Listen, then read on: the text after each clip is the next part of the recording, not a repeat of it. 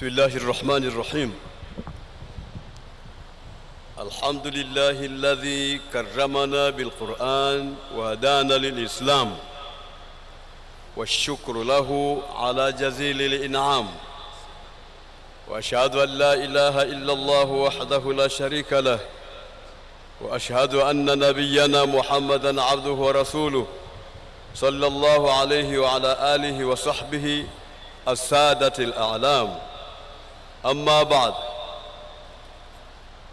Mheshimiwa mgeni wetu rasmi katika shughuli yetu hii tukufu ya mashindano ya Qur'ani, Mheshimiwa Waziri Suleimani Masud, Waziri wa Kilimo, Umwagiliaji, Maliasili na Mifugo Zanzibar, kwa niaba ya Rais Dr. Hussein Ali Mwinyi, Rais wa Zanzibar, Mheshimiwa Mustasharu Waziri Shuuni al-Islamiyya wad-Da'wa wal-Irshad بالمملكة العربية السعودية الدكتور محمد عريف، إمام مسجد الحرام الدكتور بدر التركي، السيد سفير المملكة العربية السعودية الأخ الفاضل عكيش، السفراء الكرام، نائب مفتي وزنزبار شيخ ومكوى دار السلام شيخ وليدي الهادي عمر، katibu mkuu Nuhu Jabiri Mruma, Sheikh Athman Kaporo, msimamizi wetu mkuu wa shughuli hii na mkurugenzi wa kitengo au idara ya dini ya Qur'ani katika Baraza Kuu la Waislamu Tanzania, vile vile Mulhaquddin Said Mut'ib Shamri, jamaa yangu ndugu yangu Sheikh Abdallah Ndauga, Rais wa Hayat Kibari al-Ulama, ndugu zangu mashekhi wote mliohudhuria, viongozi wa baraza wote, viongozi wa taasisi nyingine, wageni waalikwa, kina baba na kina mama, majaji wetu, washindani, assalamu alaikum wa rahmatullahi wa barakatuh. Kwanza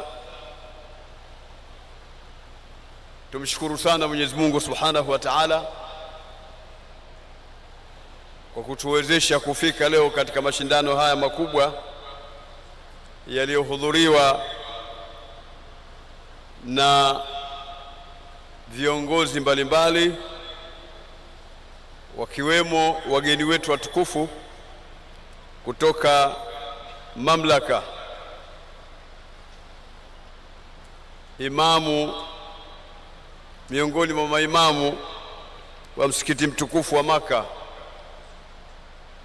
Badru Turki,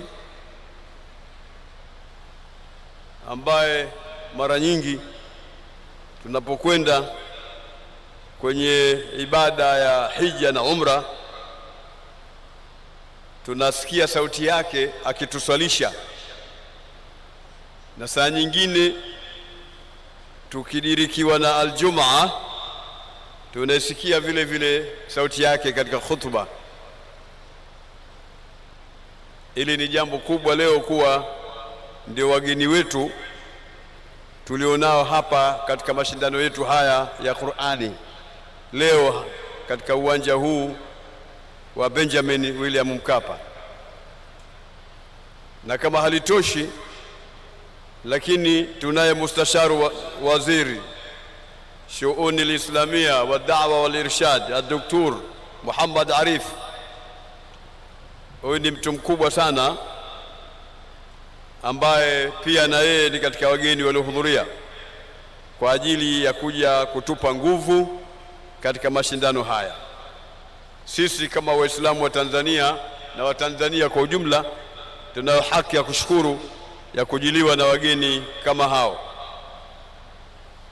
Tulipanga asome kidogo ili mfananishe sauti yake na pale mnapokuwa Maka wakati akiswalisha, ili muone kwamba ndiye yeye imamu ambaye anatuswalisha kule katika haram tukufu. Katika safari yangu ya maneno yangu machache yanifalia nitoe tamko la kuwashukuru, kwa sababu nimechukua nguvu kubwa ya kuhakikisha kwamba wanafika katika nchi yetu ya Tanzania. Niseme bismillahir rahmanir rahim, alhamdulillahi rabbil alamin, nahmaduhu subhanahu wa ta'ala an yassara lana hadha al-liqa al-mubarak fi rihab musabaqati al-Qur'an al-Karim ذات الجائزة الدولية. وبكل معاني التقدير والاحترام نتقدم بأحر عبارات الترحيب بضيوفنا الكرام فضيلة إمام المسجد الحرام الدكتور بدر التركي، وفضيلة مستشار وزير الشؤون الإسلامية والدعوة والإرشاد الدكتور محمد عريف. فحضوركم بيننا شرف عظيم ودليل على العناية بكتاب الله تعالى وخدمته. كما نتقدم بخالص الشكر والتقدير إلى خادم الحرمين الشريفين جلالة الملك سلمان بن عبد العزيز وسمو ولي عهده الأمير محمد سلمان على جهودهم المباركة في خدمة الإسلام ونشر كتاب الله في أنحاء العالم. ولا يفوتنا أن نعبر عن عظيم امتناننا لمعالي وزير الشؤون الإسلامية والدعوة والإرشاد الأخ الفاضل الدكتور عبد اللطيف على دعمه الكبير الذي كان له الأثر البالغ في إنجاح هذه المسابقة المباركة. ونخص بالشكر والتقدير القائمين على تنظيم هذه الفعالية تحت إشراف الشيخ عثمان كابورو لما بذلوه من جهود مخلصة في الإعداد والتنظيم. كما نشيد بالتعاون المثمر مع الوزارة ومع المجلس الأعلى للشؤون الإسلامية بتنزانيا باكواتا على دورهم الفاعل في إنجاح هذا الحدث.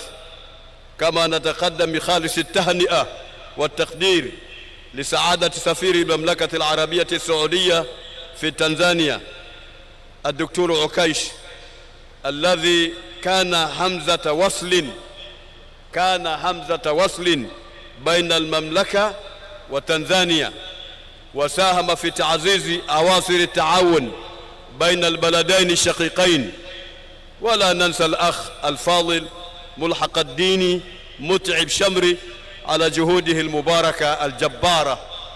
أسأل الله سبحانه وتعالى أن يجزي الجميع خير الجزاء، وأن يبارك في جهودهم، وأن يديم هذه الروابط الأخوية بين بلدينا، وأن يجعل هذا العمل في موازين حسناتهم يوم القيامة، يوم لا ينفع مال ولا بنون إلا من أتى الله بقلب سليم.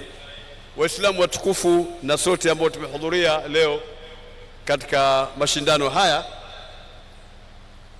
mtaona tamko letu linalosema Qur'ani ni amani katika mabango.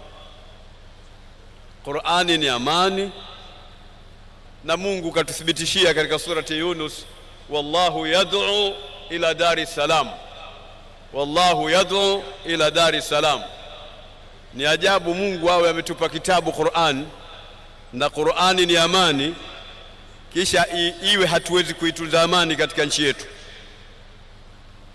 Na Qur'ani ni dawa ya nyoyo zinatulia, na Mungu ametuambia katika surati Ar-Ra'd 28, ala bidhikrillahi tatma'innul qulub.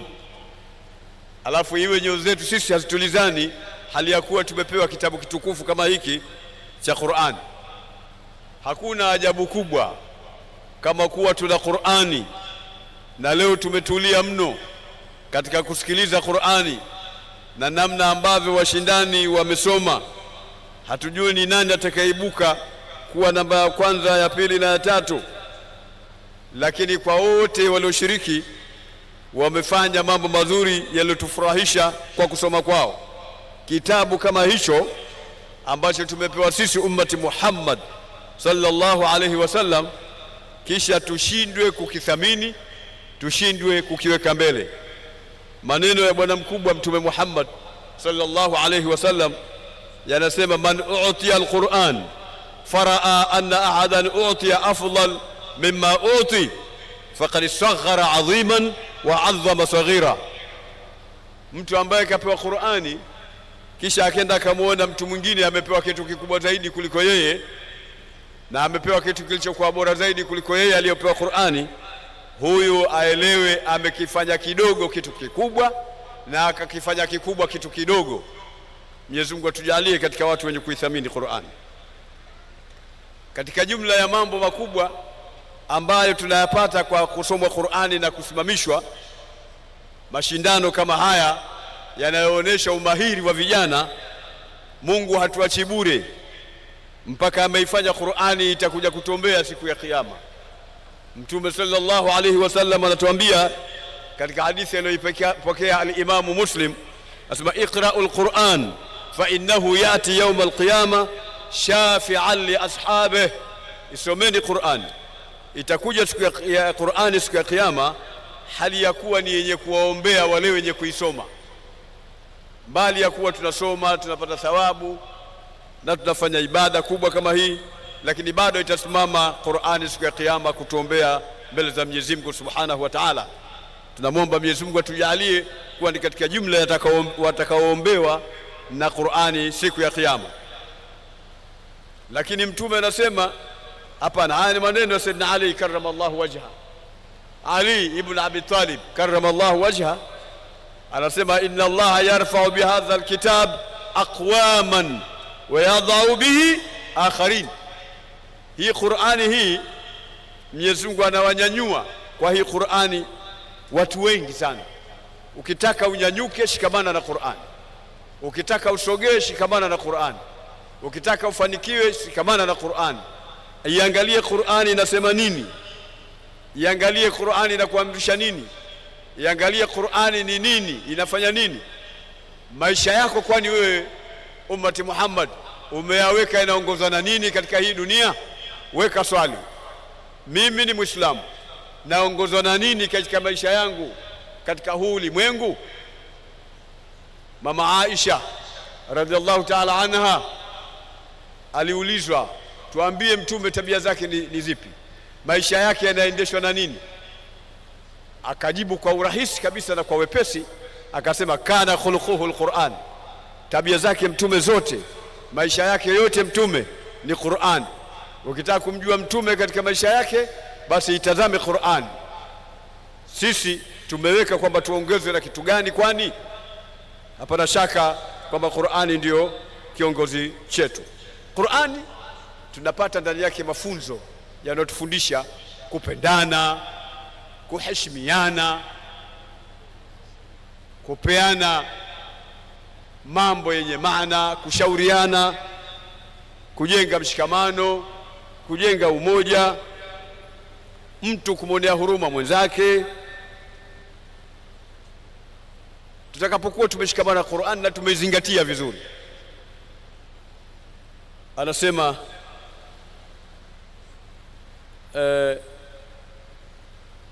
mwanachuoni huyu kwamba laisa shay'un anfa'a lil'abdi fi ma'ashihi wa ma'adihi wa aqraba ila najati min tadabburi al-Qur'an. Tafsiri ya haraka haraka, hakuna kitu kinachomnufaisha mja katika maisha yake na katika maisha yake ya akhera na anaomfanya aweze kuokoka na majanga ya dunia na majanga ya akhera kuliko kuizingatia Qur'an. Ukitaka yote hayo uweze kufaulu, basi faulu kwa kushikamana na kuzingatia Qur'an. Watu wakizingatia Qur'ani wataheshimiana, watanyenyekeana, hakuna mtu mmoja anaweza kumvunjia heshima mtu mwingine. Bwana mkubwa si amesema, tawallahu hatta la yabghi ahadun ala ahad ila akhir alhadith. Nyenyekeaneni mpaka asipate mtu mmoja kumfanyia dhulma mtu mwingine. kumdharau mtu mwingine. Hadithi hii ameizungumza Bwana Mtume sallam kwamba watu wanyenyekeane.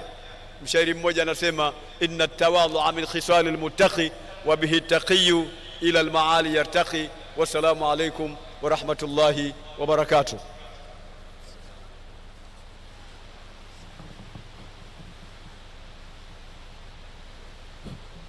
Maali Samaha, tutakuomba tukurudishe tena kwa nafasi yako upate kumkaribisha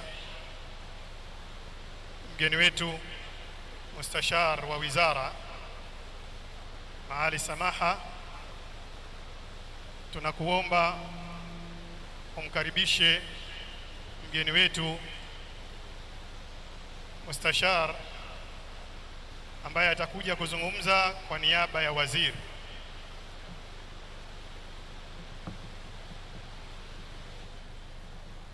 السلام عليكم ورحمة الله وبركاته.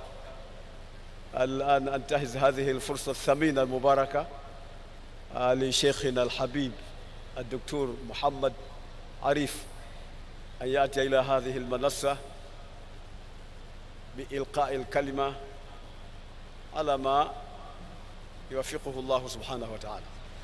الكلمة الآن لراعي هذه المناسبة كلمة معالي وزير الشؤون الإسلامية والدعوة والإرشاد الشيخ الدكتور عبد اللطيف ابن عبد العزيز آل الشيخ، يلقيها نيابة عن المستشار بوزارة الشؤون الإسلامية الشيخ محمد ابن عبد الواحد العريفي، فليتفضل مشكورا.